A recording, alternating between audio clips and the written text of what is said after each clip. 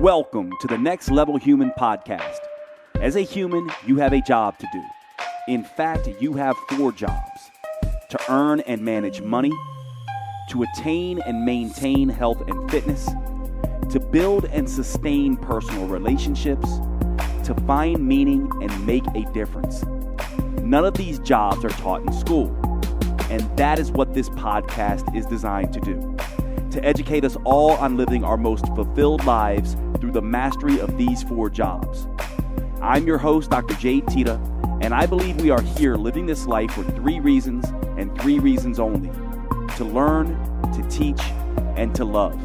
In this podcast, I will be learning, teaching, and loving right along with you. I'm grateful to have your company. Here's to our next level.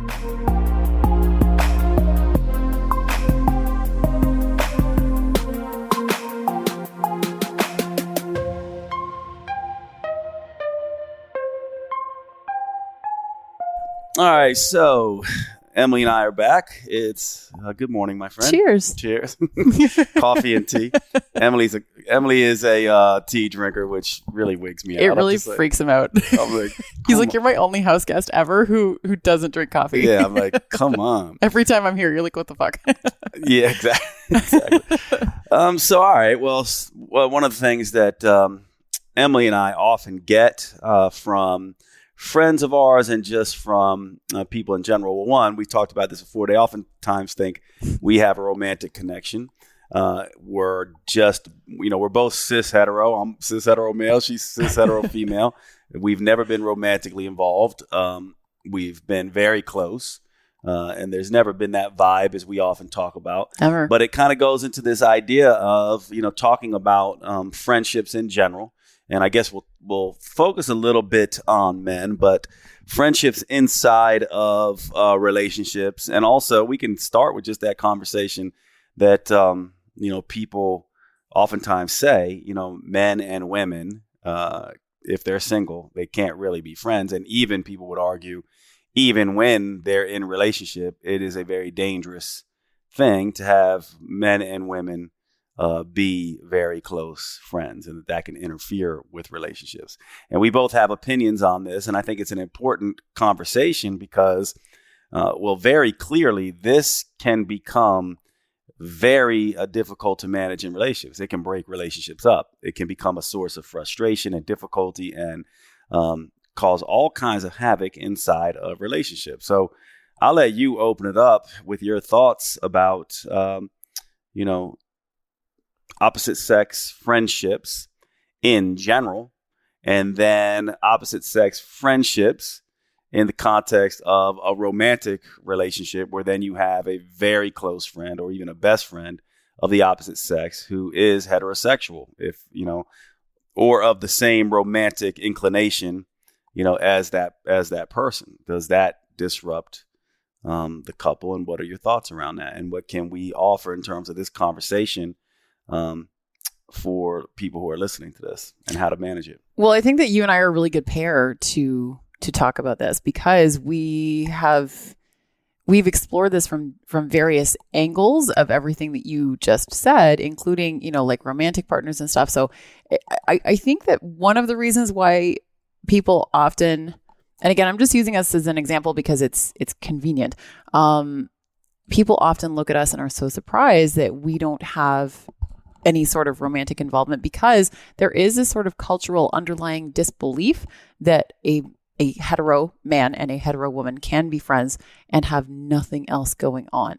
There's just sort of this core like, oh, someone must be harboring feelings, or it's only a matter of time before something develops, or something must have happened in the past and then one of them shut it down, or whatever it is.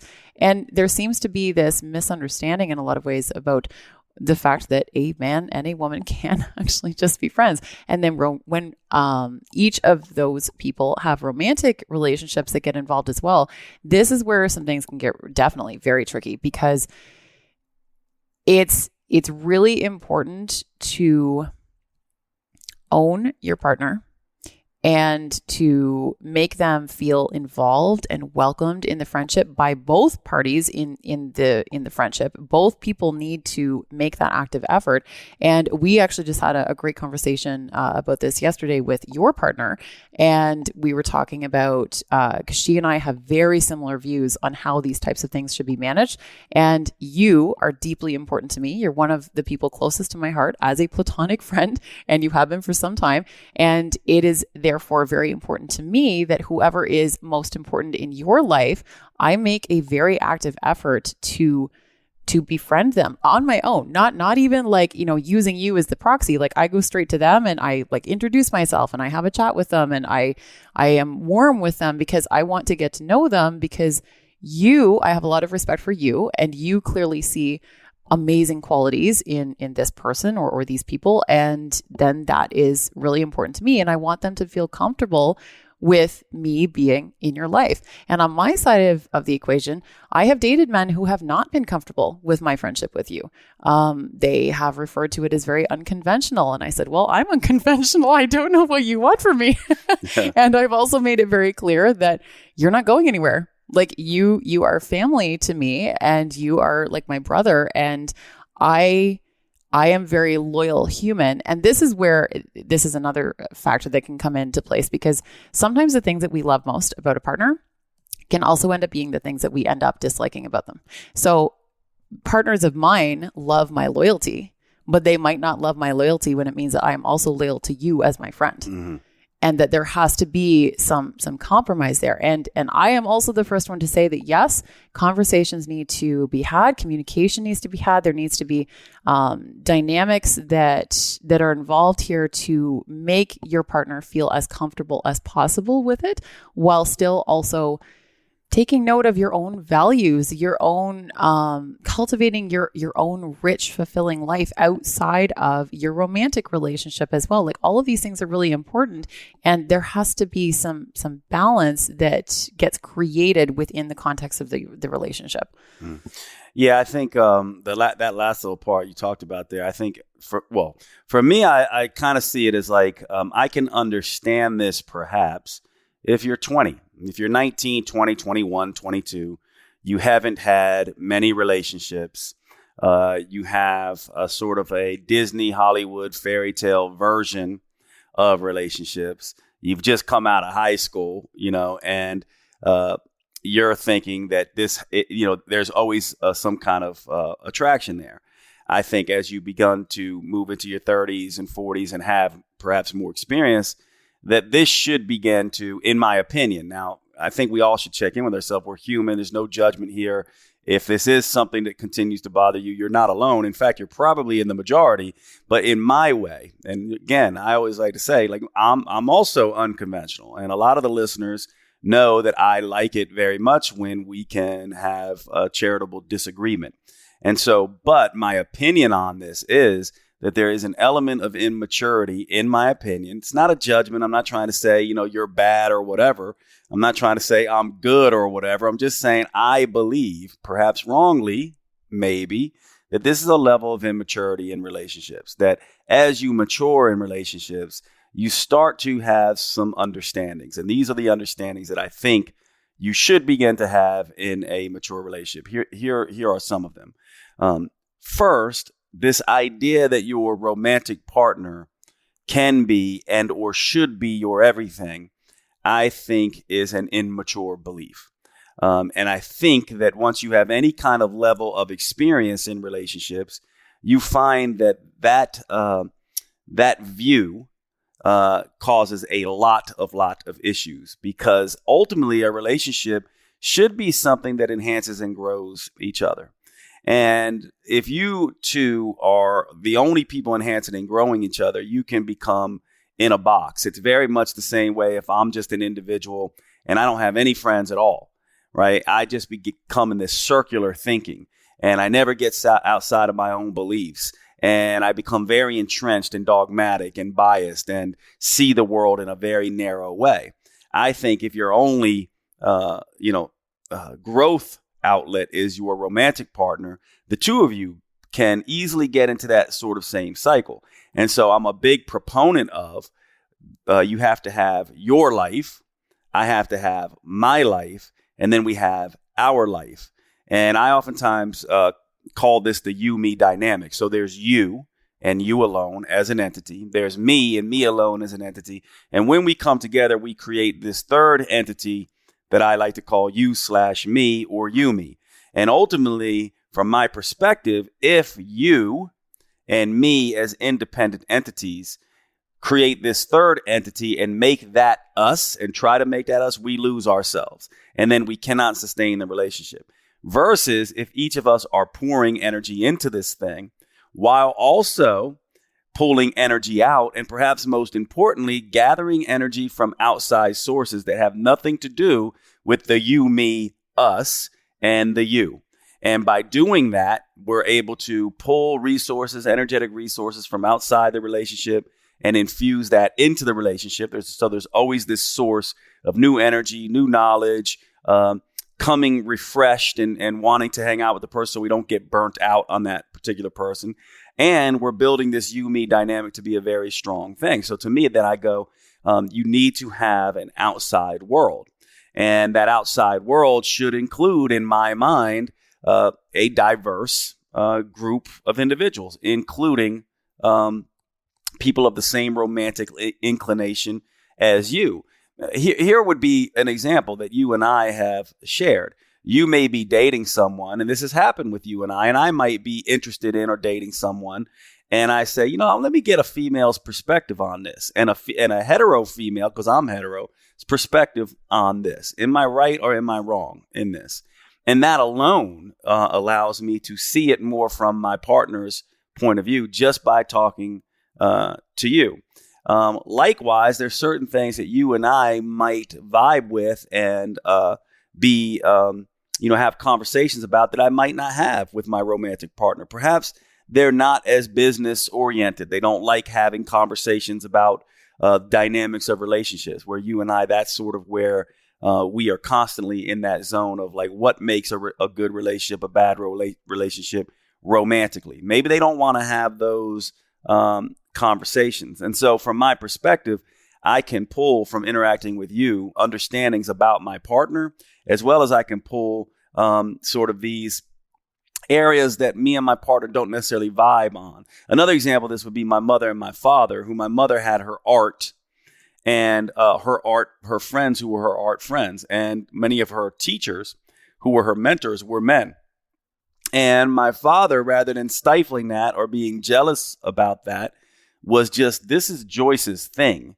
And she needs this, whether conscious or unconscious. He was like, this is something that she gets filled up by.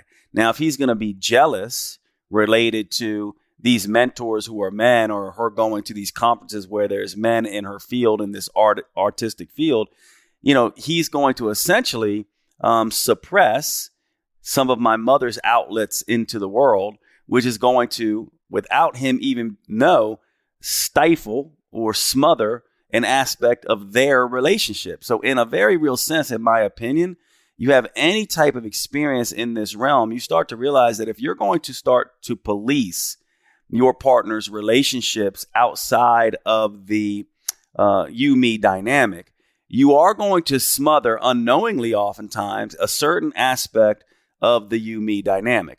The final thing I'll say here is that, yes, it is very important to have the conversation. And I am a person who's had an affair in the past. And that affair came from a relationship that was just a friendship. So I'm fully aware of the risks that many people have, because I did fall for those risks. So you might say, well, Jade, and how are you saying both? Because I would say that it was not the friendship idea that, this person came into my world. What I'm saying and hypothesizing here is that the you-me dynamic of me and my wife at that time was fractured and frayed to a large degree because I did not have a whole lot of friends outside of that relationship. And that is what opened me up to that particular person. Now, I know this seems completely backwards to people because they're saying, well, if you weren't exposed to anyone else, you wouldn't have been able to make this romantic connection. And I simply go, that's the risk of being in romantic dynamic with somebody, and you can have it one of two ways. You can either stifle them and try to police all their relationships, including their opposite sex relationships, or you can just say, I'm going to be confidently detached, which you and I have done a podcast on that as well. I'm going to build and sustain this you-me dynamic and really help my partner get everything they need outside and everything they need inside the relationship so we can grow this relationship, knowing full well the risks. Versus the other approach is, let me try to stifle the relationship. Let me try to police it, which is exhausting in itself. And I think what that's going to do is that is actually going to shrink that you-me dynamic faster, and they're going to find outlets, outside outlets, and you're actually going to force it that direction. So I know some people might say, I just disagree with that. And other people might say, I see what you're saying, Jade.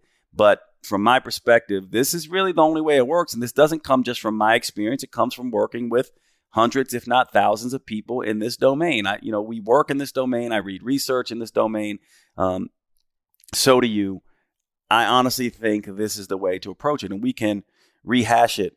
So I want to see what your thoughts are. And there are risks here, and we might want to even talk about how do we manage those risks. And I have thoughts about that, but I want to see what you have to say about all of that. That's what I was going to bring up too, is like maybe helping to guide some people around some of the lines, because you and I kind of mentioned that on an episode that we did around dating, social media, and like dating with integrity. So we can reference that one as well, but there are some aspects of that. But first, I do really want to mention sorry, my mic is getting too close to me. I think that one of the aspects is the idea of like being stifled in a relationship, because I have been in relationships before where I have been the one stifled. I've been in relationships before where I was probably the one doing some of the stifling. And the problem with that is that one of the most painful parts of the ending of a relationship that had become a very unhealthy dynamic is not so much the losing of the other person, it's the recovery from the losing the pieces of ourselves. Because we can get over the heartbreak in, weeks, months, whatever. Usually that happens actually faster. It can sometimes feel excruciatingly long, but that normally actually happens faster than the recovery of the pieces that we lost of ourselves, which can take years to recover. And I talk to people about that a lot because it's an aspect of heartbreak that we don't always separate out. And the reason why I bring that up is that when we are in a relationship where we feel stifled and we allow that self-betrayal to happen, then it actually is damaging us at the same time too.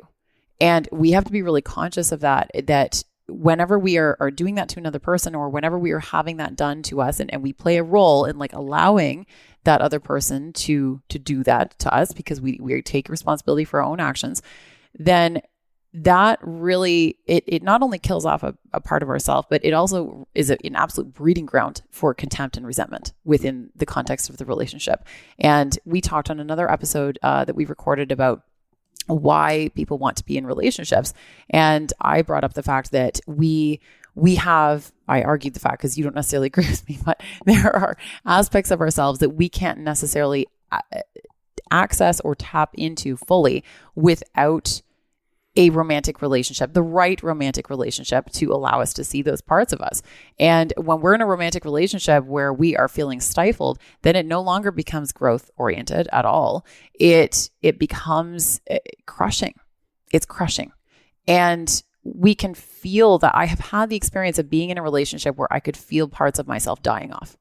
And now I'm so conscious to it that if I feel that at all, I know that either something in the dynamic has to shift very quickly, or on both sides, or that the relationship is not going to work. And I will not tolerate it at all from myself or from anyone else.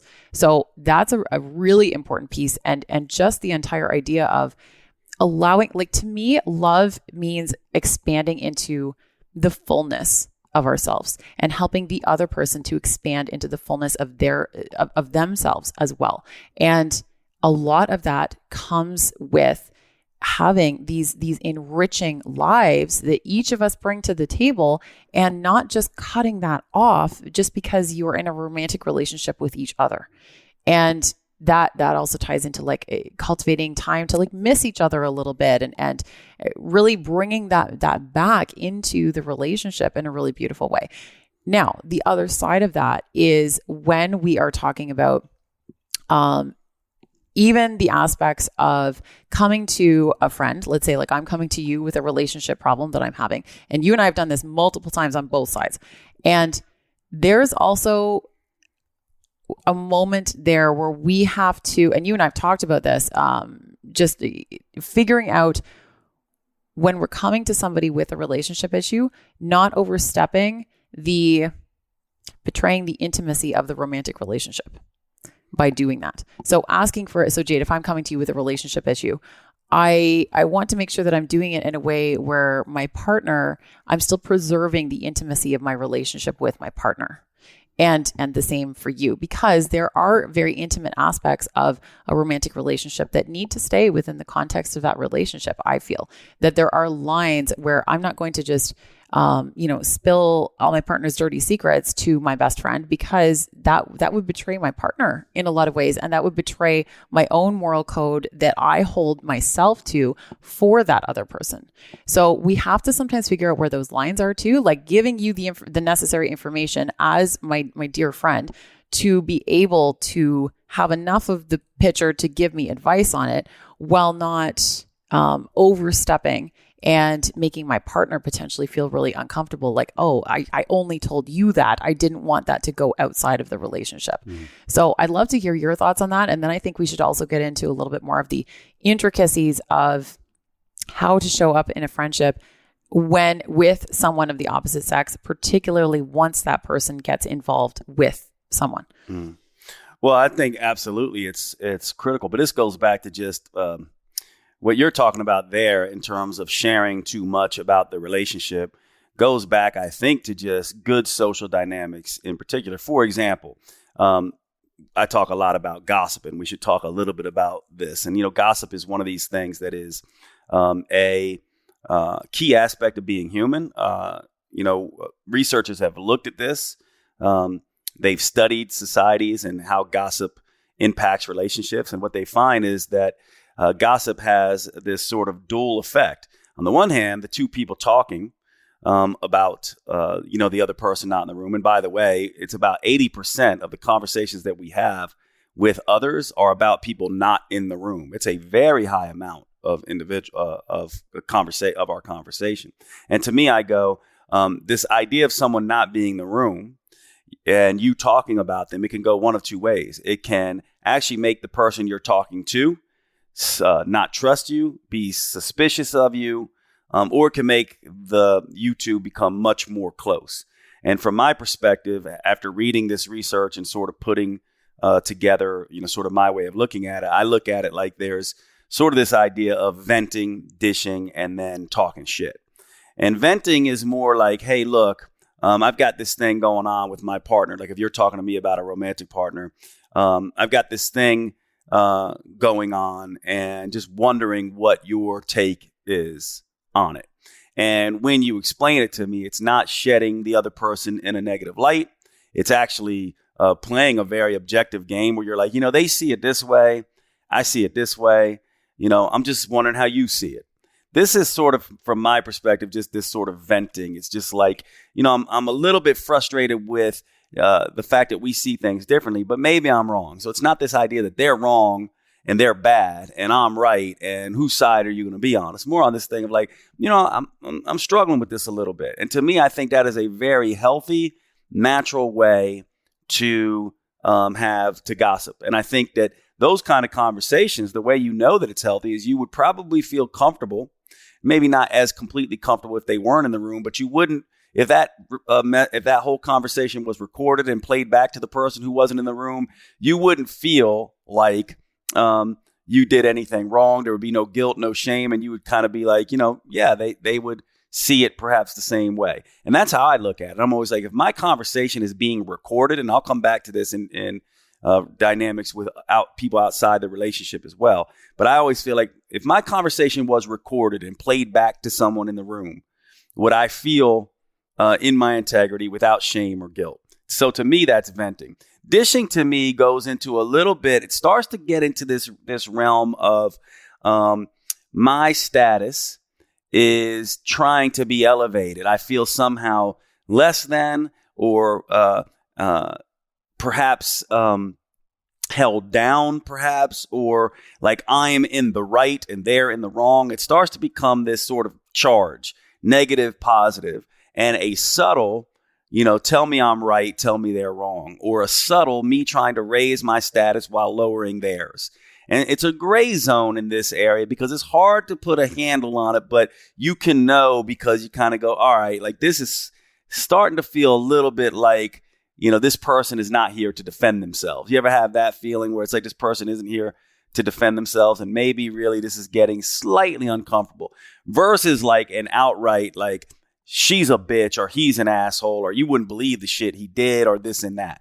To me, that last part is absolutely off limits when you're talking to a friend about your relationship, whether it's, a same-sex friend or an opposite-sex friend.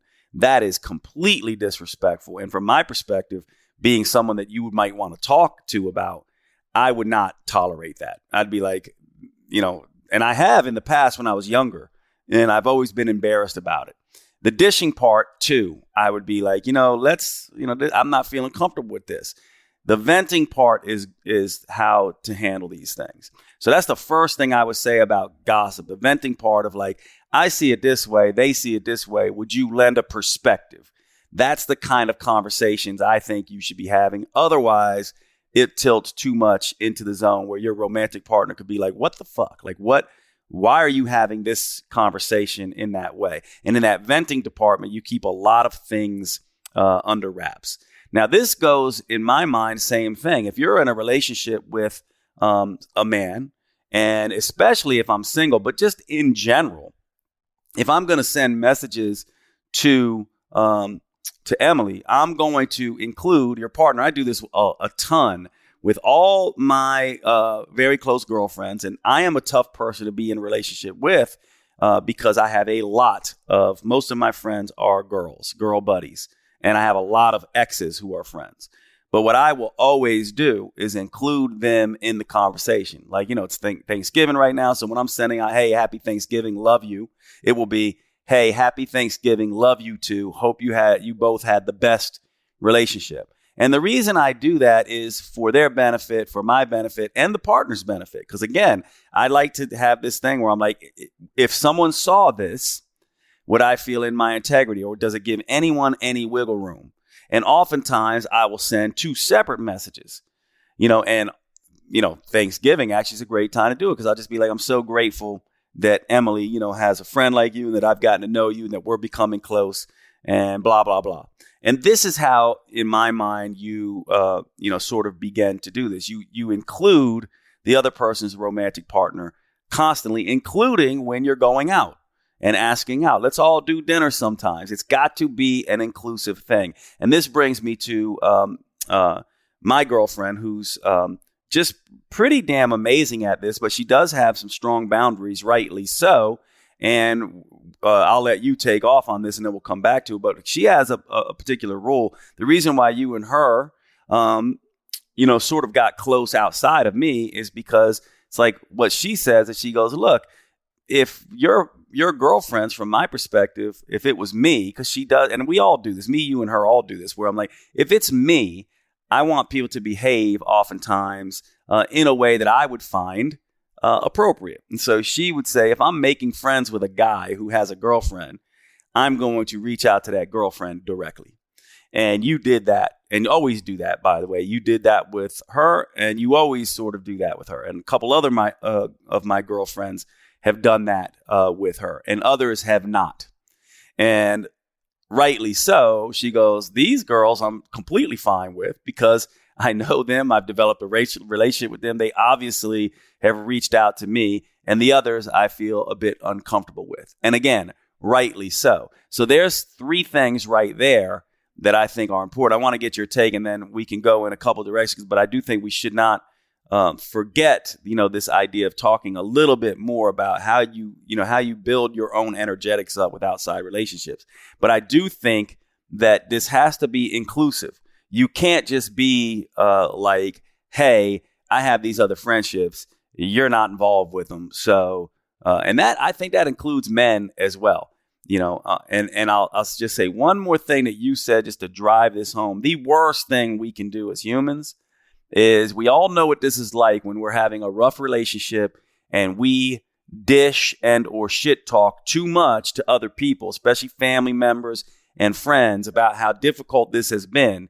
And then they end up hating that person.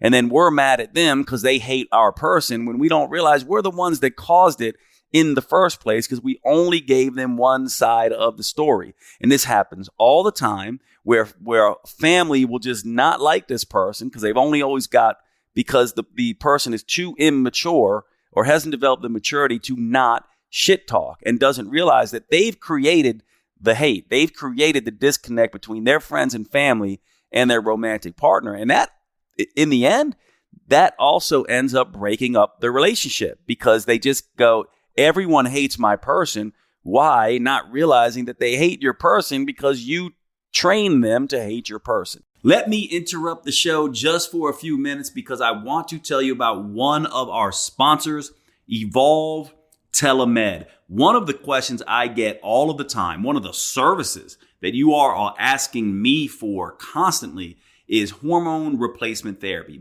Women going through menopause, women going through perimenopause, women in postmenopause, women under stressful situations who are dealing with low sex hormone levels, estrogen and progesterone, are constantly asking me about progesterone therapy or estrogen and progesterone therapy. And men, same thing, constantly asking me about testosterone replacement therapy.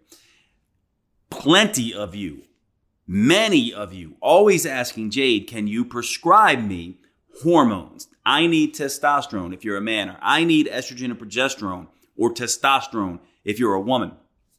And I always have to say that I am no longer seeing patients in this way because my educational duties are keeping me so busy. And this is where Evolve Telemed comes in. I have been looking for a company that does bioidentical hormone replacement therapy, and that is critically important. If you're going to be doing HRT or TRT, HRT being hormone replacement therapy for women, TRT being testosterone replacement therapy for men, if you are going to do these therapies, you want the bioidentical hormones. You want the hormones that your body makes naturally, that your body can recognize, that is no different from the hormones your body would make if you were making adequate levels. Bioidentical hormone replacement therapy does just this. And Evolve Telemed is a company that I am now using for my own testosterone replacement needs and have been super impressed with the way that they have structured their business model. And so I am now bringing this service to you through my partnership with Evolve Telemed. Essentially, the way this works is you go online, you make an appointment with Evolve. Evolve gets a doctor with you on a Zoom call. They go through your whole case. They go through your blood labs. They then prescribe your hormones directly to you, and you can get those hormones wherever you are. You do not have to go to a clinic near you. All you need is to have an internet access point, and you can meet with an expert in bioidentical hormone replacement therapy and get those prescriptions. Now you can see why this is so powerful, can't you? Because this is something that so many of us need and can benefit from for our aging needs, our sexual health needs. These things have profound impact on mood, hair, skin, erections, libido, you name it. These things do everything for our metabolic health and vitality. So I am incredibly excited to bring Evolve Telemed to you. Now, the link that you go to is drjade.com/hormones. drjade.com/hormones. This will bring you to the Evolve Telemed portal. If you use the code NEXTLEVEL, you will get a discount on checkout for your first patient visit.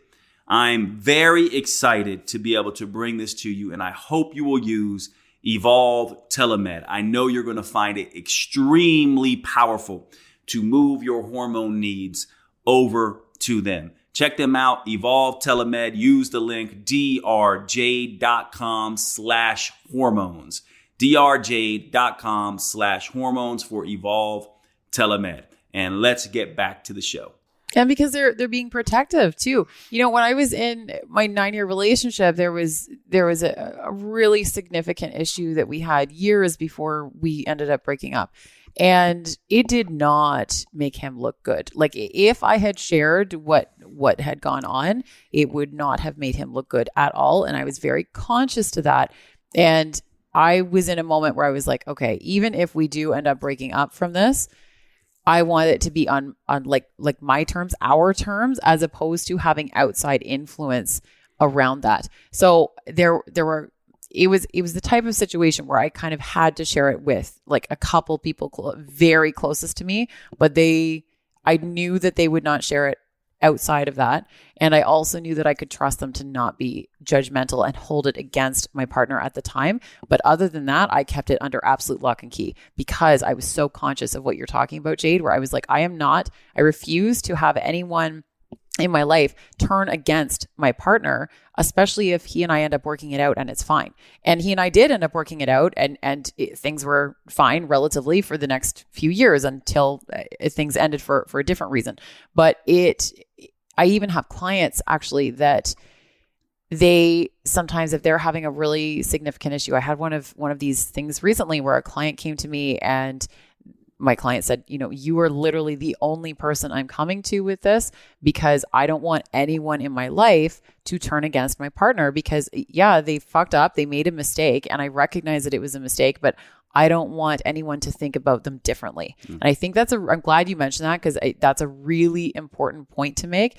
And yes, I get it. Like sometimes we do need to get an outside perspective. We need to be able to gain an opinion or even sometimes a validation. Sometimes, like as someone who was like gaslighted for many years, there have been moments where something that I thought was normal wasn't actually necessarily normal. And I needed a very trusted person outside of me to remind me of that, to reflect it back to me. So yes, it can absolutely be valuable, but just being really conscious of that.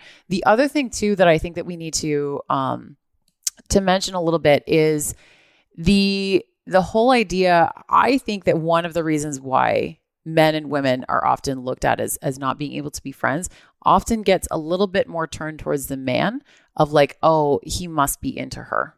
And obviously this can very much go both ways, clearly. But I do think that a lot of people look at the men like, oh, he must want to just fuck her.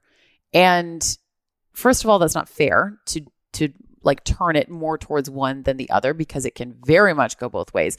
But how do we kind of finesse that a little bit to change some of the perspectives around that? Like, I'd love to hear your thoughts on that because that is a really common opinion that I hear.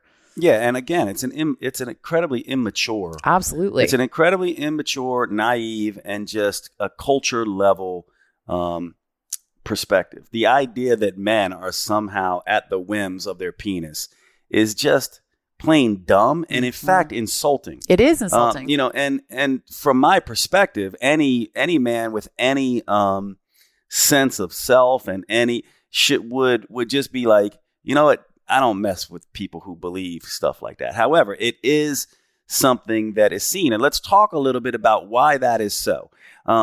The fact of the matter is, men, when they are young, again, gross generalization, there is a lot of exploration that goes on. And they are very much, I think, perhaps more so. And again, we need to, with this, we have to be very loose with these gross generalizations because women are far more private in their sexuality because of culture level concerns. Men are far more open in their sexuality because of culture level concerns, meaning that when we are young, a man who is, has lots of sexual partners or seems to be someone who gets female attention is not looked down upon. In fact, with their male friends and with society in general, it's either A, not looked down upon, or perhaps even looked like, oh, this person is, I don't know, like, positively, you'll oftentimes be looked at, especially amongst men. Now, it's the opposite on the other side. A woman who is seen to be too romantically involved with too many people culture has this either they lean that, oh, she's, must be a slut or must be a whore or whatever. And so some of these things are at play here, right? So women would be necessarily far less likely to be open about their sexual advances and their sexual experience versus men. So when we are young, we have these dynamics going on. Men are often less hiding it. Women are, a little bit more subtle in it. So this is where some of these ideas come from. I also would say, men and testosterone, and just from an evolutionary perspective, this has some reasoning behind it as well. Men have a propensity to want to, quote, spread their seed when they are young. And if they don't have, standards and, values and an honor code and things like this can become the pursuit of power and pleasure through romantic encounters. And you'll see many, many people like this. Now, we don't know the extent to which this is going on with women. It certainly is actually going on quite a lot, if not as much. It is just not the same way of doing it. For example, women who poach other people's mates. This is a very common thing that is very subtle among women, of younger, because they gain a sense of status and a sense of, oh, if I'm getting attention from this particular man who's with someone else. And so a lot of this stuff is going on. So I think we have to look at this with a grain of salt. But I do think from an evolutionary perspective, and if we're looking at young men, what you're saying here is perhaps true. What we have to then do is go, let's try to look at this as next level men who've had experiences, who have learned, who are very honest with their romantic inclinations. I'm a monogamous. I'm a serial monogamous. I'm, a ethical non-monogamist. I'm polyamorous. Like, we have many different things, and it's really about being sort of honest here. But it is very insulting to a mature man to be seen as a 20-year-old man. In the same way that it would be very insulting for someone to say to a woman, women are just so emotionally volatile and, or, oh, she must be on her period or whatever. Incredibly, rude and, obviously not true, with, an individual. But certainly we can see when we are young, that some of this stuff might be going on. Women having menses for the first time, not understanding some of the brain changes and being a particular way. And then that follows women throughout, society. And so we have to give these notions up if we want next level human,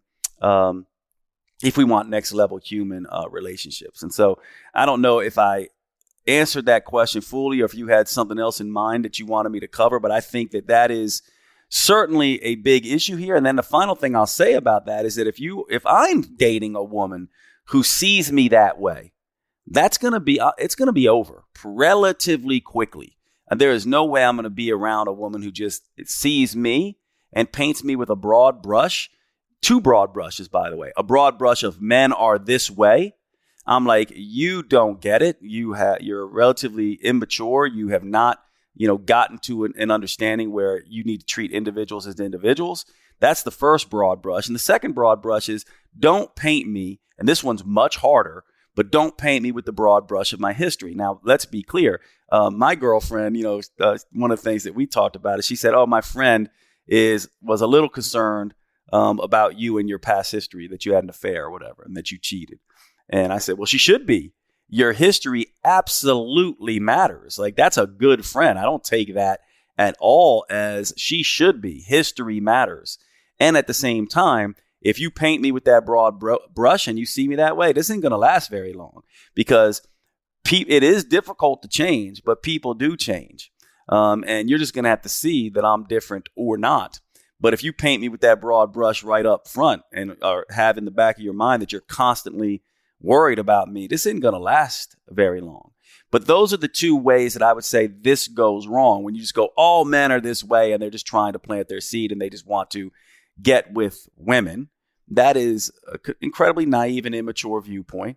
And at the same time, then if you just go, because they were this way in the past, they must be this way now, is also incredibly damaging to a relationship. And what we're talking about here is next level relationships. We're talking about growth related relationships. And if you do either of those, that's going to be extremely problematic. Yeah. And I just think too that there is so much to be gained by learning more about the opposite sex.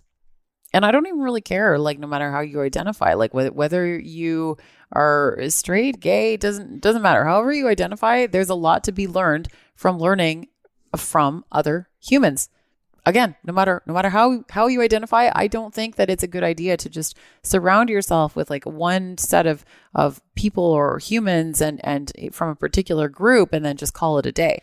Like these are relationships that can continue to be cultivated over time. And so many people come to me wondering how to create friendships as an adult.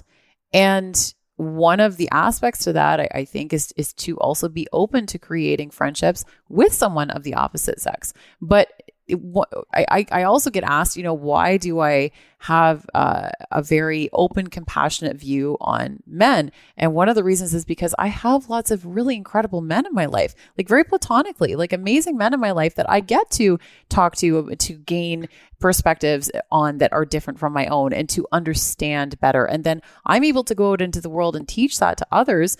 But anyone has access to that. Anyone can go out and cultivate those kinds of friendships and relationships if you're open to it. The other thing actually that as we've been talking about sort of like sharing intimate details of a relationship and stuff, the other thing that I think is actually really interesting to bring up here is about the fact that women tend to share far more sexual details than men. Mm-hmm. And that is such a myth. For some reason, the opposite way is a myth because, a lot of women will have this idea of like what goes on in a locker room, basically just using that as an example, like locker room talk. And I'm like, do you know what men talk about? Men talk about, did you have sex? Yeah. Was it good? Yep. Moving on. Whereas women usually give away, and I have been guilty of this in the past, giving away the very, very intimate details sometimes. And it's not usually meant in a malicious way at all. I think with a lot of women, it can be sort of like is this normal type of thing? Or have you had this type of experience? But then going into some of the intimate details while explaining it. And I don't necessarily think that's okay. I have changed how I approach that usually. But I do think that that's an interesting point to make as well, because a lot of times that's another stereotype that gets fed into, and it's actually in my experience, usually completely wrong. And especially talking to a lot of the men in my life, it's usually completely wrong. Like you guys don't share a ton of details with each other, even than most people seem to expect. But when we can create relationships with the opposite sex, you just get different viewpoints on the world. You expand your worldview, which is what your entire platform is about, Next Level Human, and what my entire platform is about, Room to Grow. It's creating that space where you can expand into the new versions of yourself and to create more compassion, to gain new perspectives, and to see a completely different view of the world. Yeah, it's interesting. Speaking of, you and I are incredibly close. You've seen me go through several different romantic relationships. I don't think once that I've ever, nor would I, give detailed information about my sex life. Have I ever done that? I'm just curious. No. Yeah, and I'm just, and I'm also just thinking of all my best friends. I don't know much about their sex lives, and when they do talk about it, they're mainly talking about themselves. Like, I'm having trouble maintaining an erection, or I don't know, like what the deal is with it. Usually is around like erections and stuff like that if they're very sort of close. But rarely is it around, she did this or she did that, or her body looks like this, or I'm turned off by this, or it's almost never. I can't even think actually of one encounter that I've had with, and it would be incredibly odd for me. And I'm even thinking back to when I was young. And this brings me to this. I'll just briefly say this. This locker talk thing, because this was a thing with, I forget, was it Trump? I forget who it was, but it was some politician who says something. I think it was Donald Trump or whatever. And it was a big to do. And people were just saying, well, that's just locker talk. Mm-hmm. And again, I'm like, honestly, I have never heard that, and this is high school. I played sports. You played sports. You were lots of locker rooms. I was a bouncer. I was around men in very manly No, like I think that is largely a myth. And honestly, I would say I can think of a few people, some of the frat boys I knew, that frat boy type or those type of people. It was like maybe one dude who just everyone thought was an ass. Yeah. Like, and everyone sort of looked that way. So I do think that is incredibly, again, the wrong brush to paint for men. And I do think us men, like, we get a bad rap, because of, it's like a few bad apples doing a few messed up things,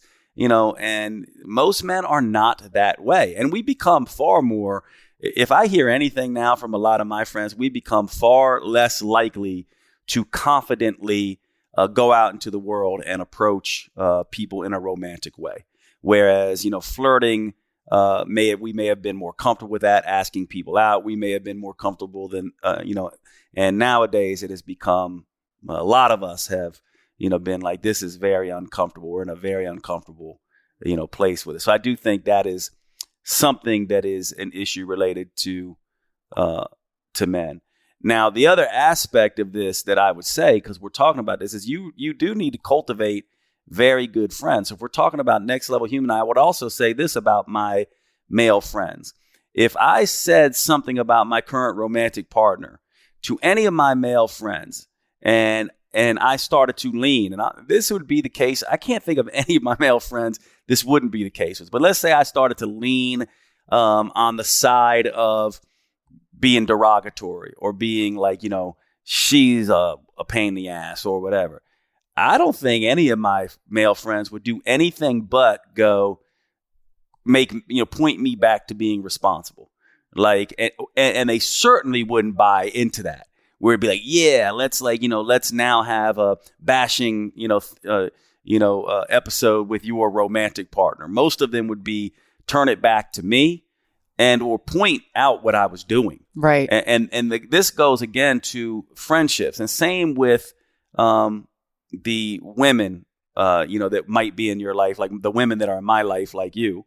I have several close friends like you who are women who would never and only ever be like, Jade, don't forget, like, and probably be coming to bat for my romantic partner, helping me see what I can't see in that relation. However, I will say the following, and this is something that maybe I'll get your take on, and the audience can give me their own advice silently here as well, because I have something that I'm also pretty clear on, but I'm still, and I alluded to this in a past podcast you and I did, but I'm still like iffy on this. This is an area that I'm still sort of trying to figure out. I do have people in my life who are exes who I've been romantic with, who I have zero desire to be romantic with now or ever again in the future, who I believe feel the same way about me, but I don't know for sure, right? I also have a few people in my life who I was romantically connected with or romantically curious about for a time, who I'm not at all anymore, and who may have been romantically curious about me for a time, who I don't think they are at all anymore. And I'm still friends with these people, and I still hang out with them on occasion, much less because I'm in a romantic relationship now. But that's the relationship that I am a little bit like these. Those are the relationships I'm a little bit like this with. There's history there. I have deep love for some of these people, have zero inclination to be romantic with them. When I was single, I was no longer romantic with them. So this isn't something new. Like it's going from one, like a recent ex. I would be like, that probably would be a no-no for me. These are people with history. And I do think that my current romantic partner or any woman who's getting in a romantic relationship with someone would be extra uncomfortable with that, perhaps. This is someone you slept with before. This is someone you've been romantic with before, and you're still wanting to be friends with them. That's tricky. And see, where I'm at currently is there was a time where I was like, I want to begin to just distance myself from these people. And I have, and not distance from like, I don't want to be friends with them, but just be less emotionally attached. Partly because I wanted to make the space for my romantic partners, new romantic partners. And I knew that would be uncomfortable. But I'm still in this place where I still think those relationships, as their friendship relationships, are very useful. And there's history there. And I am loyal.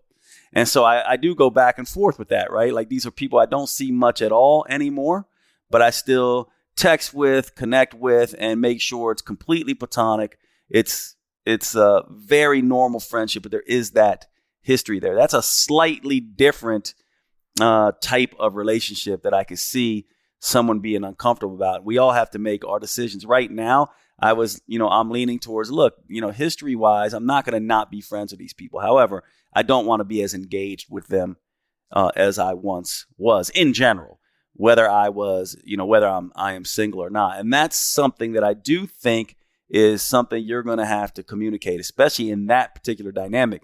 Now, I don't think many people are like me, so that might not be, but everyone has an ex, one or two that they're still close with, and that becomes. Do they?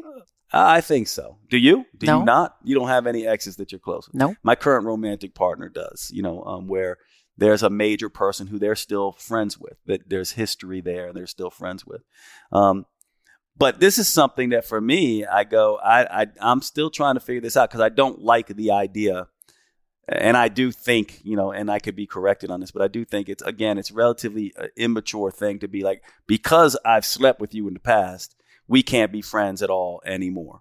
Now, obviously that relationship, that dynamic has to change, but that is something that I'm a little like this with, that I think I'd be interested in hearing your take on. You and I have talked about this a lot. Mm-hmm. We have talked about this a lot because we do differ on this. Now, I also meet you in the middle on this too, because I very much see the different perspectives to it. I'm very open to the different perspectives to it. In my opinion, exes carry an energy.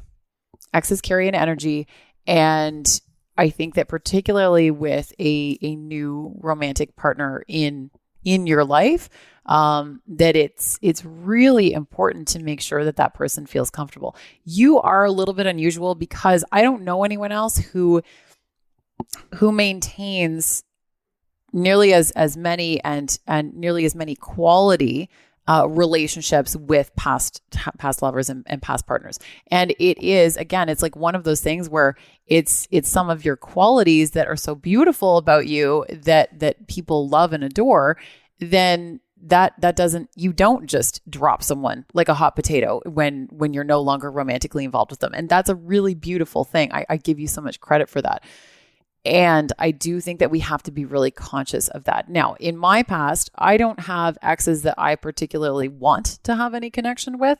So it's not really, just for me personally, I always say to you, I'm like, I'm not sure that I'm the best person necessarily to make my argument, because I don't have past exes that I miss particularly. Like, after I moved on from them, like there isn't really anything there that I wanted to continue to keep in my life.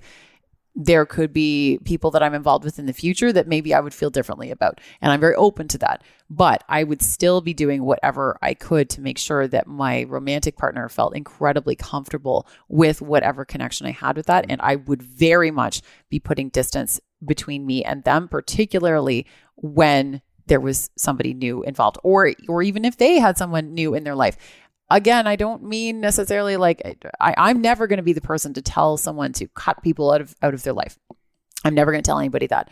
Kind of no matter what the dynamic is, like everyone needs to take care of themselves, whatever is best for you. And I do think that there can be beautiful things that we can learn from those people. And having had like a deep connection with someone and a lot of history, you don't necessarily want to just throw that away. If it's the right person to keep in your life and both parties are very clear on the boundaries and everything else, that's great. I also think that there can be instances where if a past partner still has interest in us and we continue to maintain a relationship with them, where is the line? Where is the line where it actually sometimes may become cruel to the other person? It's not that we're even cultivating hope, but if it is truly unhealthy for them, and we can see that quite clearly, the other side of that is also like, who are we to make that decision for them? And that they have to take responsibility for themselves. I get that. So there's and I don't know what the answer is, because I don't think that there is a clear black and white answer, because I don't think there's a clear black and white answer to most things. But that is something to be really conscious of, is recognizing those signs. And there have been times where like, I have pointed some things out to you where I'm like, you may need to take a look a closer look at this and potentially have a shift in opinion on a particular situation because I'm seeing something very different than you are. And you've come back to me a couple times and been like, oh, you're right. Like I didn't actually notice that until you pointed it out. And, or you saw something play out later where you're like, oh yeah, Emily, like you actually called that. And I need to like look at that a different way. Yeah, 100%. And maybe this is where we can start wrapping up and giving, some to-dos, at least from the perspective of what we would do. And this, I'll start with this. 100% agree, 100% understand one of my dysfunctions. And I think we have to know what our dysfunctions are. One of my dysfunctions is perhaps overlook things or to be like, like I'm pretty absent-minded in a lot of ways. My memory, I can look over some subtleties where I give people the benefit of the doubt. But this to me is the first piece. If you see that and you see that, okay, this person obviously is hung up on me in a way. And here's how you know if you are not showing up, let's say, or don't return a text or whatever, and they are needing you. This needy energy of like, they need affirmations from you still. They need you to be showing up still. They're going through, really tough times, and you're the only person that they're reaching out to. And it's pretty clear. And I would say that if your romantic partner, this is another thing with romantic partners, if your romantic partner brings it up, then at least it's an issue for them, and it may be something you're missing and you need to pay attention to. And this is where you would go and vent and, perhaps go, hey, Emily, what do you think? Because, my romantic partner thinks this other person is acting this way. I'm not sure. But I do think that ultimately boundaries are critical here. So from my perspective, it is, this is how I act. If I know somebody is still romantically into me, now they might be, but if I really sense that they are, then, and I'm in a romantic relationship, I will not deal with that. That's just a hard no. And because it's disrespectful to the person that I'm with, and you're right, it's not even helpful to my friend. And I would argue that's actually not a friend. You're not going to know if that's a true friend who's an ex until they are completely disconnected from you. Now, this is the part where I go, it's potentially immature for people to be like, oh, they're always going to feel something for you. No, they're not. And I know they're not because I don't. Right. And I think that's a completely immature way to look at it. However, if you know and or you're getting signs, and even if they're not into you, but they're still too romantically or too, not romantically, but too needy and need too much of your energy, that's also potential to have a conversation with that friend and be like, look, I'm with somebody now, and I just need some distance so I can focus on growing this. Because that's the other thing I think that is missed. To me, if I was in a relationship with a woman who had a lot of guy friends, to me, it would be fine right up to the point where I was just like, there's no energy. There's no energetic space for me to come in and be a man in your life because you've got all these other men in your life. And all I am then is sex for you. And that's not okay with me because I want to be connected and deeply connected in a different way. That intimacy. The intimacy is important. So I think setting that boundary with yourself and other people.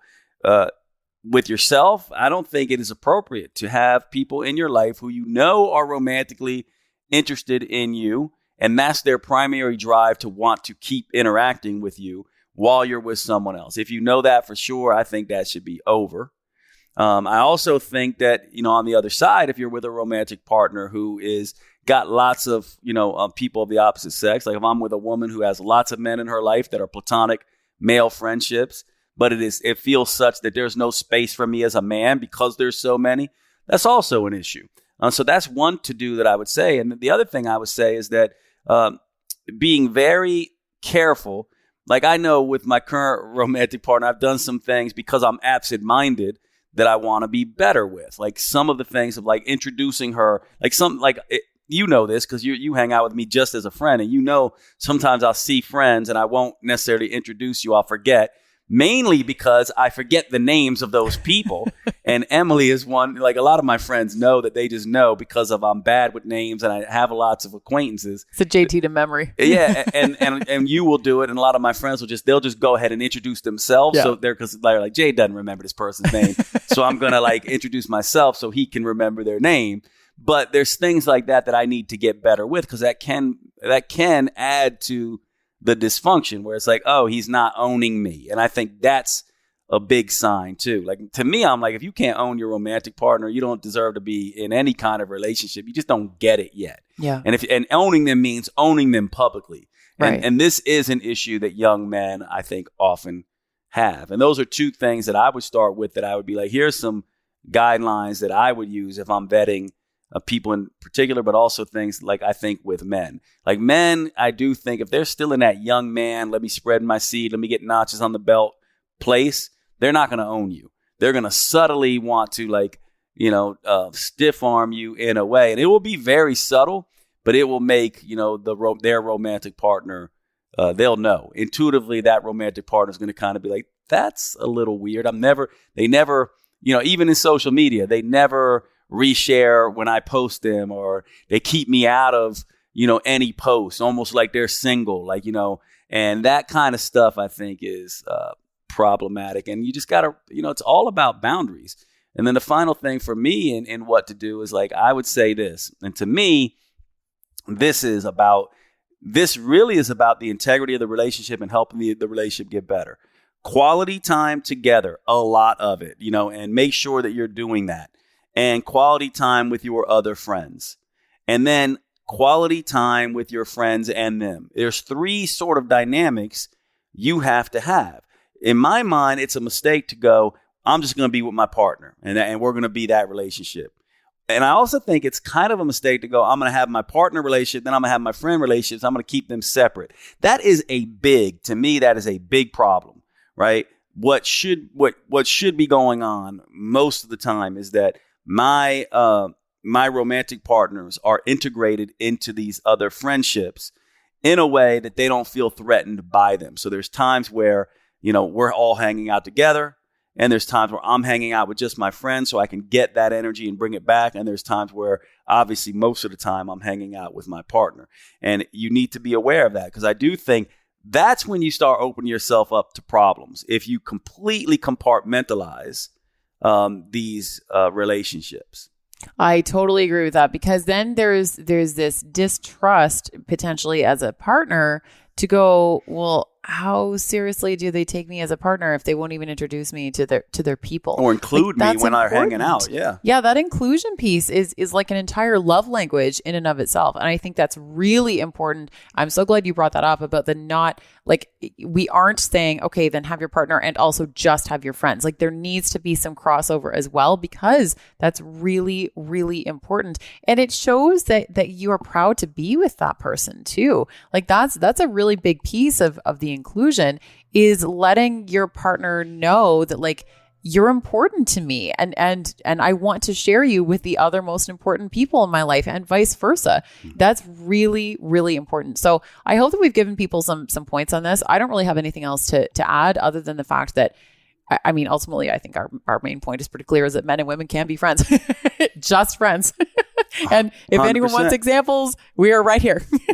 Yeah, 100%. And I think that it is a maturity thing, and I think it's something to be thinking about. Yeah, I love it. Cool. All right, my friend. All right. Love you. See you next time.